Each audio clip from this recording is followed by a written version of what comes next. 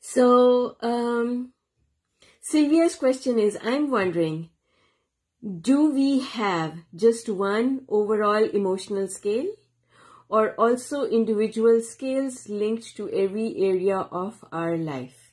Very, very yummy question.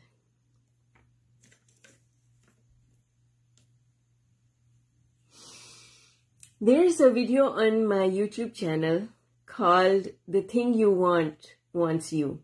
And it kind of talks about, not exactly, but it kind of addresses this question somewhat. And here's what I want you to know. It's not that you have many different emotional scales. You have one emotional scale, and when you focus on a subject, it changes where you are on the emotional scale. Okay? And this is the reason why we keep going up and down the emotional scale. So look at it this way. If you had an old radio with a tuning knob, every time you focus on a subject, you're tuning the knob. And then you're going to that subject. Okay? So, if on the subject of money, you're over here, when you think about money, you're over here. If on the subject of your spouse, you're over here, things are not going well between you, then anytime you think about your partnership with your spouse, you get down here.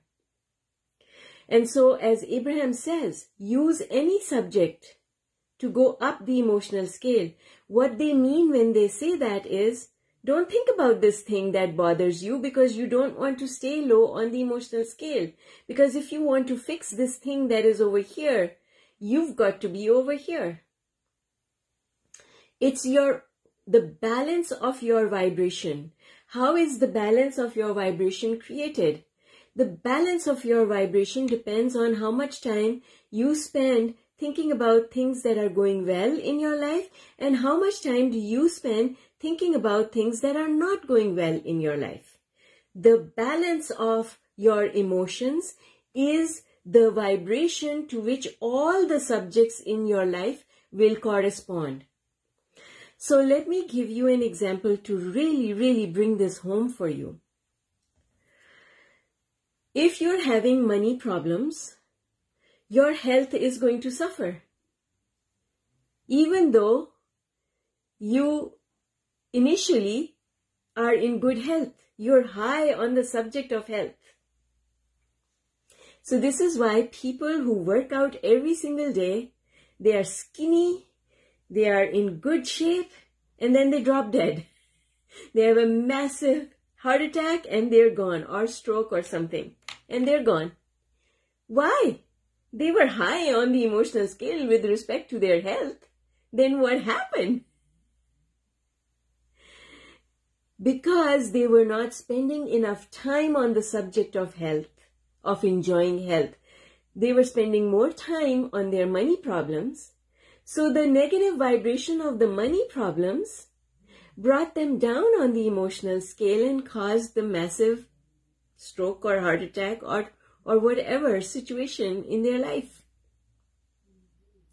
And so this is why it doesn't matter whether things are going well in your life on some things and bad in your life on some things. What matters is which ones are you thinking about. If you think about mostly the things that are going well in your life, which is blessings, appreciation, then you're spending more time high on the emotional scale. And if you are spending more time thinking about all the problems in your life, then you're down here on the emotional scale. Vibration is vibration. It's the mix of all the different subjects of your life depending on how much time you're spending on those subjects. And so, you know the proverb, one bad apple spoils the whole bushel? My mother used to say that. one bad apple spoils the whole bushel.